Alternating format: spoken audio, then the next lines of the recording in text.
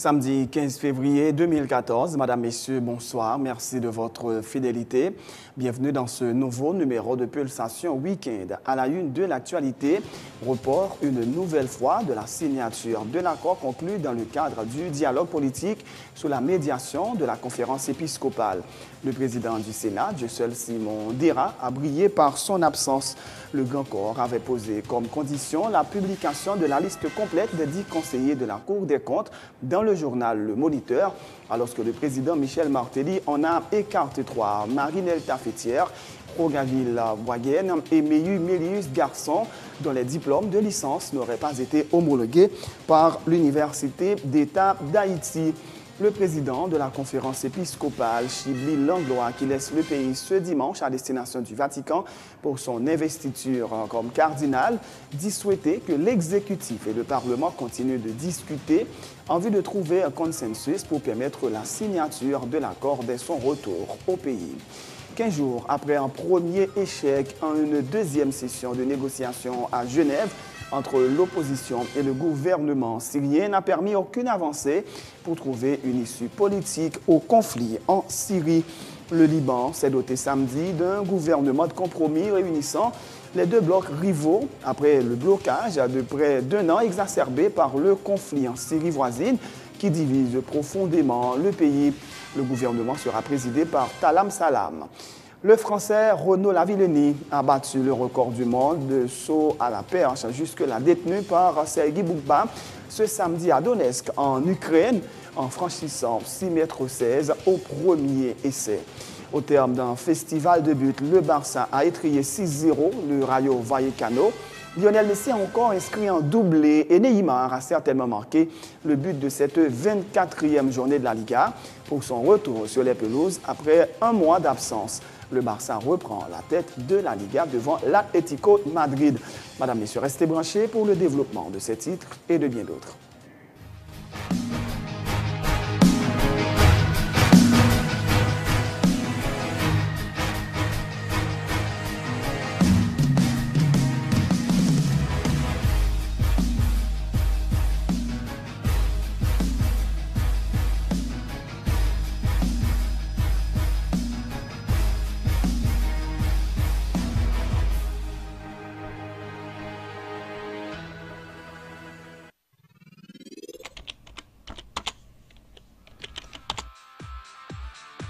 Bienvenue dans cette édition d'Information Pulsation, l'essentiel de l'actualité de la journée. Merci de votre fidélité. Bienvenue dans ce premier numéro de Pulsation Week-end.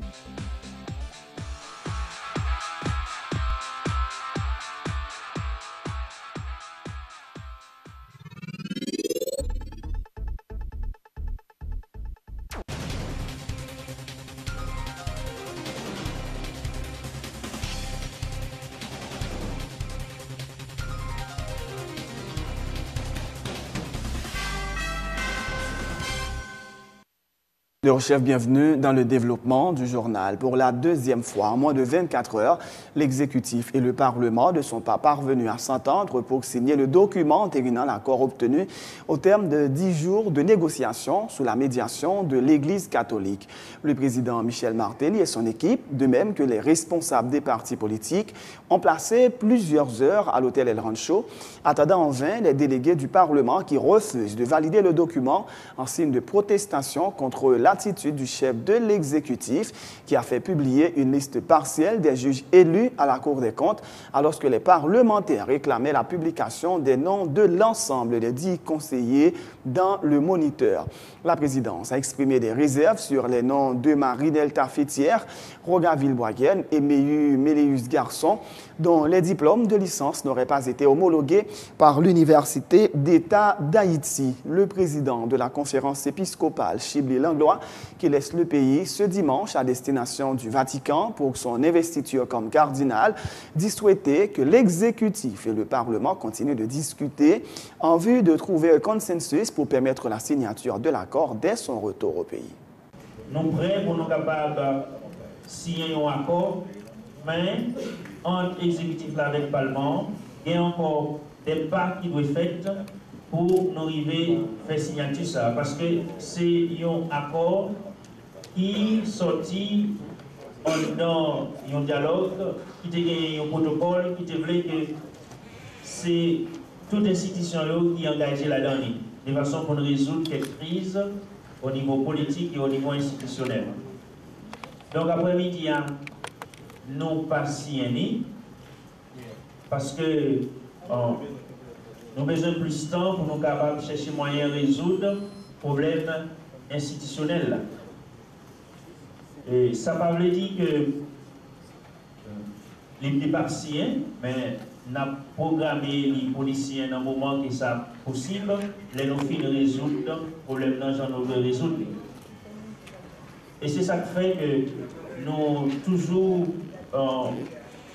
mobilisés pour nous capables de faire ça. Nous-mêmes médiatrices, nous allons l'accompagnement qu'il faut pour nous capables de faire ça dans le temps que nous devons faire ça.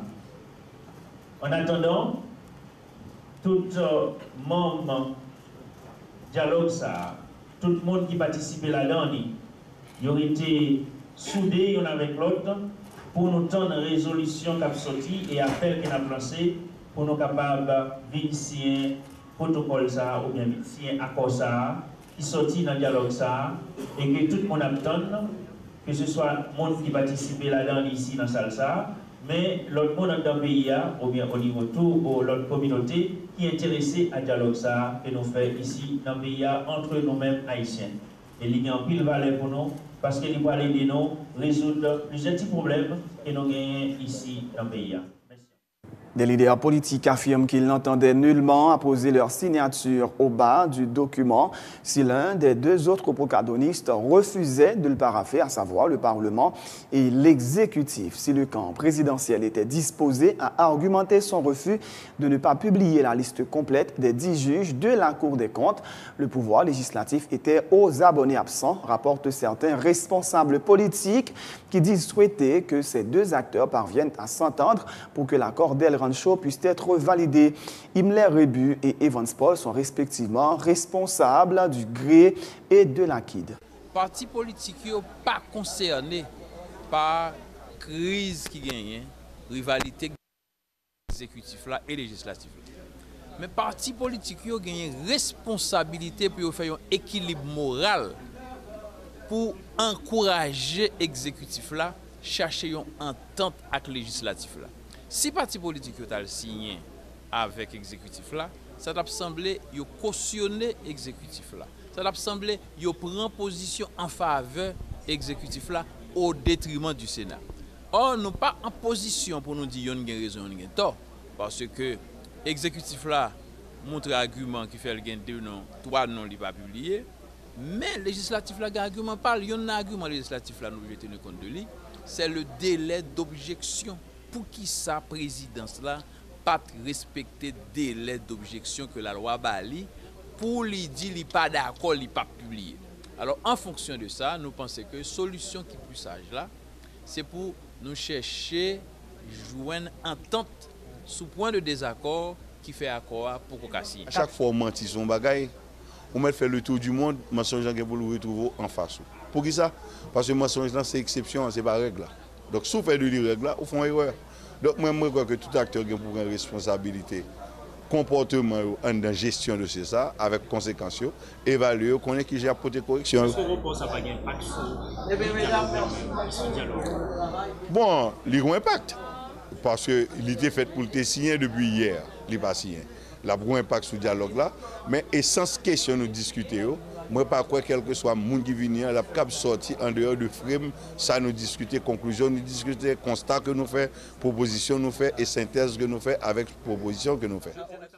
Tout à fait autre chose. L'Observatoire pour la protection des défenseurs des droits de l'homme dénonce l'assassinat du coordonnateur de la POHDH, Daniel Dorsainville, et de son épouse, Gerdy Larèche, le 8 février dernier. L'Observatoire, qui regroupe la FIDH et l'Organisation mondiale contre la torture, appelle les autorités haïtiennes à faire la lumière sur ce double meurtre. En Haïti, les organisations de droits humains mènent actuellement leur propre enquête sur le crime, a indiqué le coordonnateur du GAR, Jean-Baptiste Azolin, membre de la plateforme des organisations haïtiennes de droits humains. Le combat en faveur de l'instauration d'un climat sécuritaire dans le pays doit se poursuivre, a-t-il indiqué. Et c'est avec consternation Samedi après-midi, nous avons appris justement l'assassinat de Daniel Dossainville et de Madame Guedi Larèche. C'est un bagage qui était lagué nous en profonde consternation et qui fait nous sentir justement que nécessité pour continuer à lutter pour gagner vraiment sécurité dans le pays. Par rapport à diverses déclarations, et même par exemple, le secrétaire d'État Réginald Delva, lui-même lui fait comprendre que c'est un assassinat dans le cadre d'une sécurité généralisée. Mais nous-mêmes, nous posons pile de questions. Et nous avons pile d'inquiétudes et une bagaille que nous demandons, nous poser nos questions comment le secrétaire d'État est capable de dire son assassinat qui rentre dans le cadre d'insécurité généralisée parce que moun était sur la banque, comment le fait qu'on est moun était sur la banque.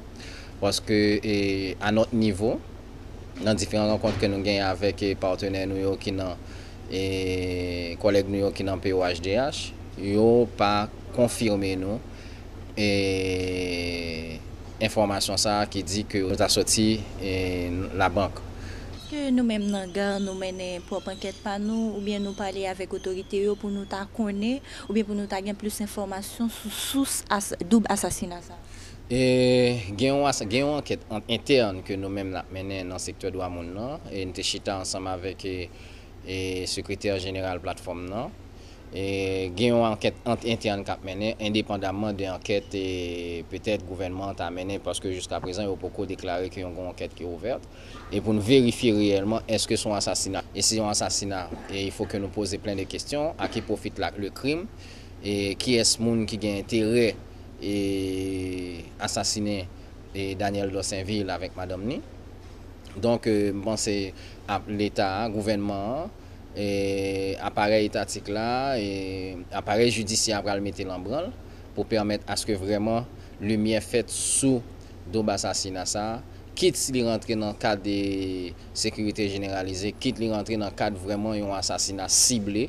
Les membres du Haut Commandement de la Police nationale d'Haïti et la Commission justice du Sénat ont eu une importante rencontre de travail mercredi dernier. Le président de la Commission justice et sécurité du Grand Corps, Pierre-Franqui Exeus, affirme que les discussions ont porté notamment sur la recrudescence de l'insécurité, l'assassinat du coordonnateur de la POHDH et de son épouse et le travail de l'inspection générale de la police nationale. Il a été demandé au Haut Commandement de la police nationale de redoubler de vigilance pour permettre à la population de vaquer librement à ses activités. C'était d'abord question d'insécurité qui a vraiment augmenté dans le pays. Surtout le dernier cas qui est enregistré dans le week-end, M. Daniel Dossainville et Madame Ni. Et nous avons le cas qui arrive dans la banque. Donc, tout cas ça a été interpellé nous pour que nous travaillions avec la police nationale, pour nous voir comment la police carrément la population en confiance, pour la banque à l'aise, pour être capable de vaquer l'activité. Nous avons un dossier avec Daniel là, pour nous voir qui éléments que des CPJ gagnent sur le dossier ça. Nous-mêmes nous croyons qu'ils sont citoyens haïtiens, hommes d'affaires. Donc s'ils disparaissent, il faut que nous-mêmes nous ayons des éléments pour nous connaître qui rôle la police, qui ça la police a fait.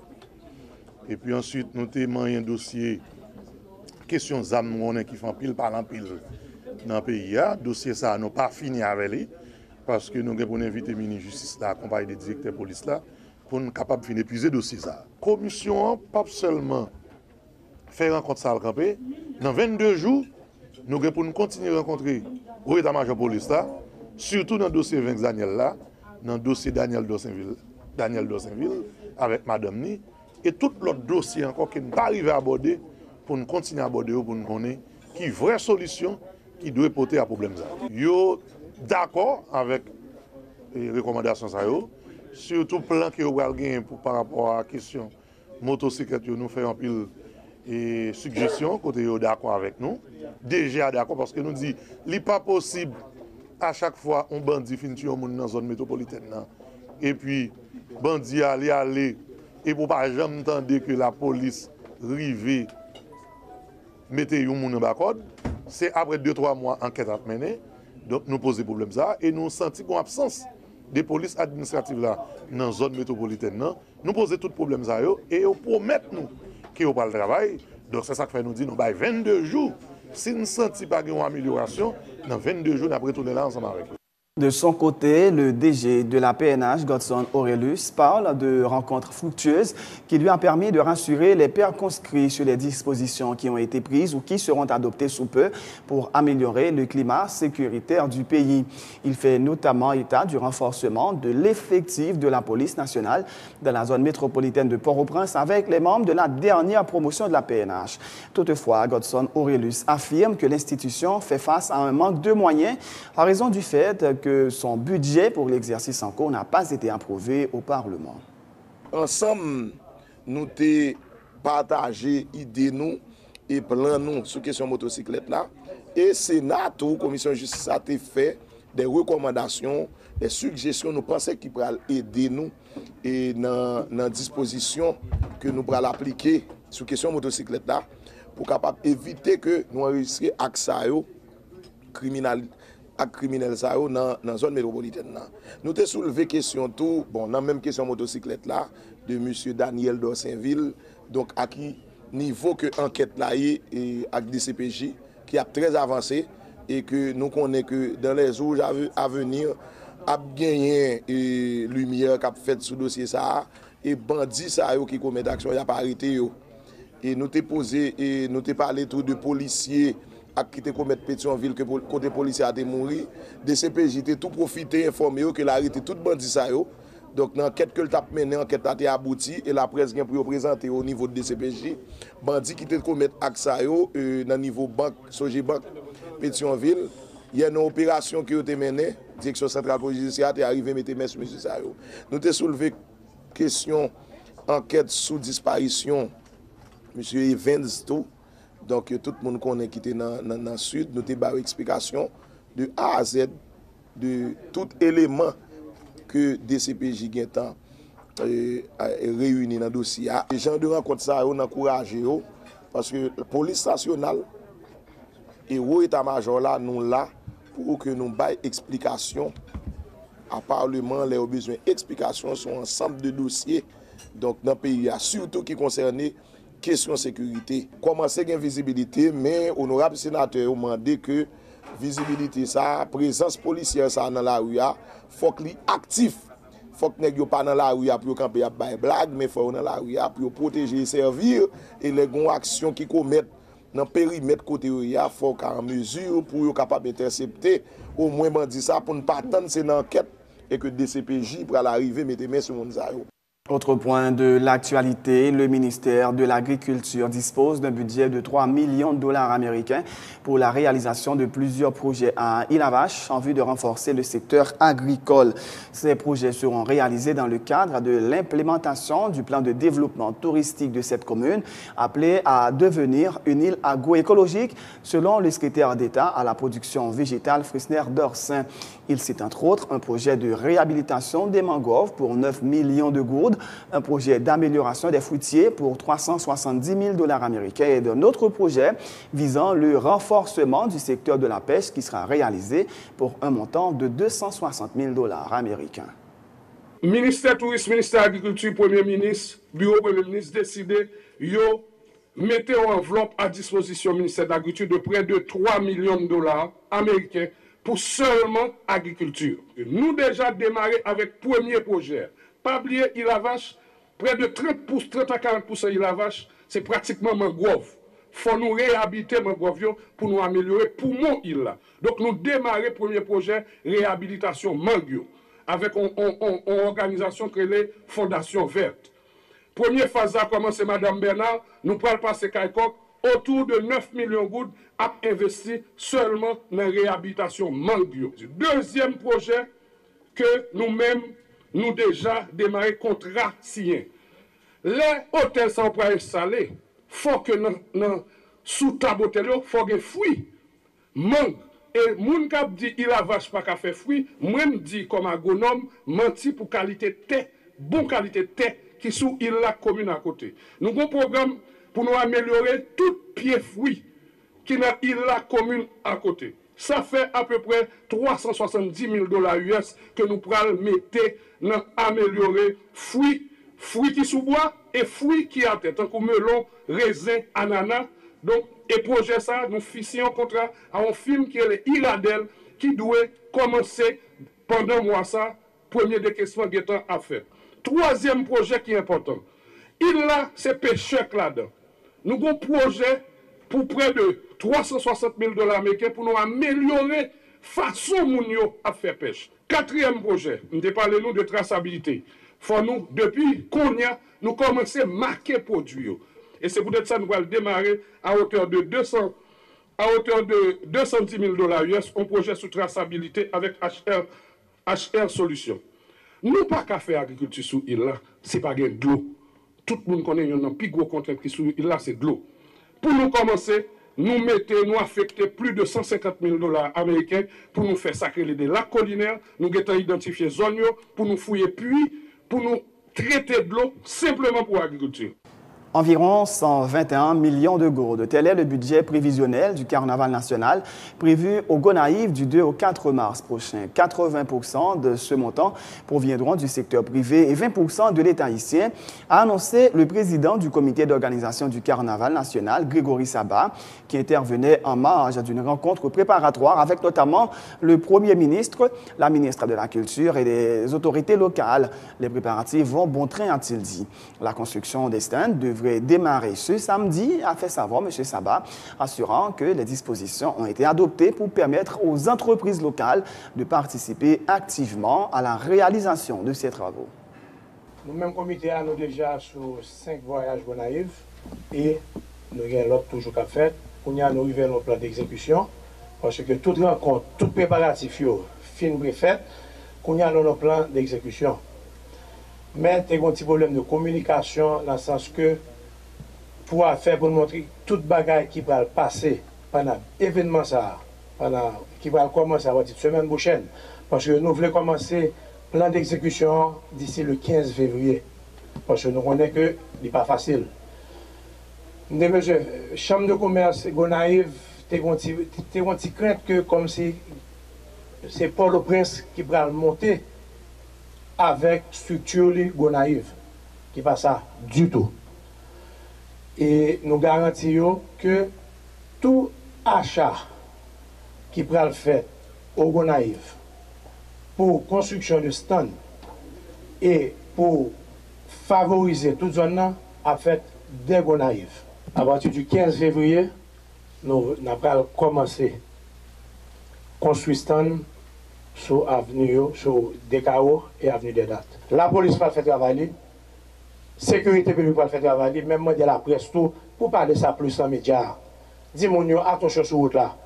Route là, dans nous connaissons, il y a un pile camion, il y a un pile, et surtout c'est la nuit que nous avons retourné à la calle. Nous avons un budget prévisionnel. Et je dis à la, budget ça là, l'estimé à entre 120 et 121 millions de gourdes. J'aime dire non, son budget prévisionnel que nous demandons.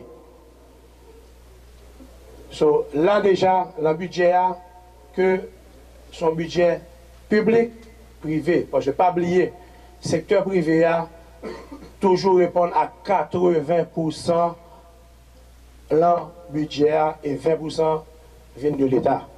Le ventre pourri de la bête, c'est le titre du livre de l'ex-conseillère électorale Ginette Chérubin, un ouvrage dans lequel elle retrace ses expériences au sein du conseil électoral. L'objectif de cette publication, dit Mme Chérubin, qui n'avait pas signé le procès-verbal confirmant l'élection du président Michel Martelly, c'est d'aider tout un chacun à comprendre les dessous de l'organisation des élections en Haïti, un pays où certains sont prêts à tout pour gagner, a-t-elle dit. Elle affirme avoir fait l'expérience de la grande solitude, mais qu'elle a quitté le navire au moment où elle l'a jugé opportun.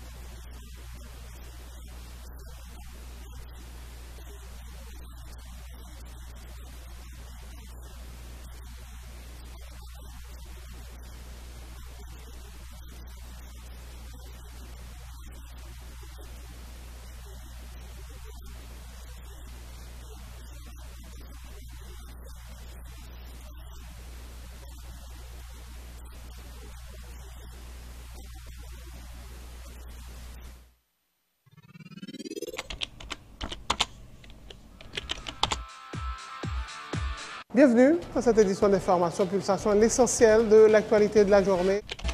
Merci de votre fidélité. Bienvenue dans ce premier numéro de Pulsation Week-end.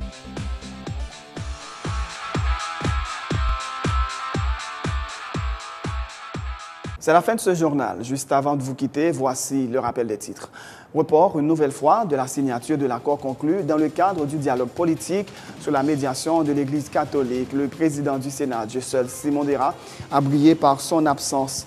Le Grand Corps avait posé comme condition la publication de la liste complète des 10 conseillers de la Cour des comptes dans le journal Le Moniteur, alors que le président Michel Martelly en a écarté 3. Marinelle Tafetière, Rogaville Boisguenne et Méléus Garçon, dont les diplômes de licence n'auraient pas été homologués par l'Université d'État d'Haïti. Le président de la conférence épiscopale Chibli-Langlois, qui laisse le pays ce dimanche à destination du Vatican pour son investiture comme cardinal, dit souhaiter que l'exécutif et le Parlement continuent de discuter en vue de trouver un consensus pour permettre la signature de l'accord dès son retour au pays. À l'étranger, 15 jours après un premier échec, une deuxième session de négociation à Genève entre l'opposition et le gouvernement syrien n'a permis aucune avancée pour trouver une issue politique au conflit en Syrie. Le Liban s'est doté samedi d'un gouvernement de compromis réunissant les deux blocs rivaux après un blocage de près d'1 an exacerbé par le conflit en Syrie voisine qui divise profondément le pays. Le gouvernement sera présidé par Tamam Salam. En sport, le Français Renaud Lavillenie a battu le record du monde de saut à la perche, jusque-là détenu par Sergueï Boukpa ce samedi à Donetsk en Ukraine, en franchissant 6,16 m au premier essai. Au terme d'un festival de buts, le Barça a étrillé 6-0 le Rayo Vallecano. Lionel Messi a encore inscrit un doublé et Neymar a certainement marqué le but de cette 24e journée de la Liga pour son retour sur les pelouses après un mois d'absence. Le Barça reprend la tête de la Liga devant l'Atlético de Madrid. C'est la fin de ce journal. Merci de l'avoir suivi. Bonne suite de programme sur Télé Pluriel.